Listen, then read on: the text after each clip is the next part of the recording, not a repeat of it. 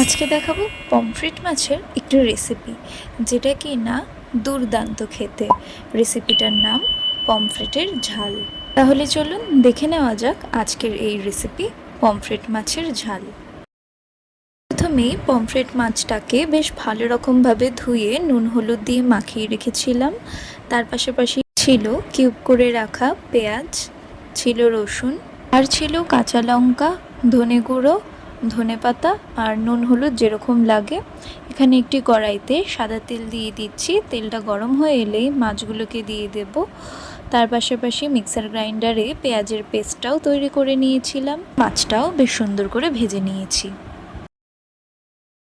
আর আমরা সেই একই তেলে দিয়ে দিচ্ছি ফোড়নের জন্য কালো জিরে, রসুন থেতো করে দিয়েছিলাম, আর দিয়েছি পেঁয়াজের পেস্টটা। তারপর কিছুক্ষণ নাড়িয়ে চাড়িয়ে স্বাদ মতো দিয়ে দিয়েছি নুন, পরিমাণ মতো হলুদ, মেরি লঙ্কার গুঁড়ো আর কাঁচা লঙ্কা বাটাটা দিয়ে বেশ ভালো রকমভাবে নাড়িয়ে চাড়িয়ে তার মধ্যে দিয়ে দিচ্ছি ধনে গুঁড়ো।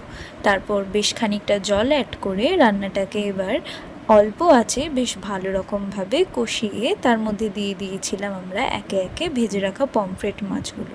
তারপর উপর দিয়ে কয়েকটা কাঁচা লঙ্কা চিড়ে আর ধনেপাতা ছড়িয়ে পরিবেশন করব আমাদের আজকের এই সুন্দর লোভনীয় রেসিপি, যার নাম পমফ্রেট মাছের ঝাল। তাহলে এবার লাইক কমেন্টের সাথে ঝটপট জানিয়ে দেবেন যে আমাদের এই রেসিপিটি দেখে আপনাদের কীরকম লাগলো, আর অবশ্যই একবার বাড়িতেও বানিয়ে দেখবেন। তাহলে আজ এই পর্যন্তই। যেতে যেতে একটাই কথা বলবো, মায়া হেসেলকে একটা সাবস্ক্রাইব আর শেয়ারটা করে দেবেন। তো আজ এই পর্যন্তই, দেখা হবে পরবর্তী ভিডিওতে। ততক্ষণ ভালো থাকুন, সুস্থ থাকুন, নমস্কার।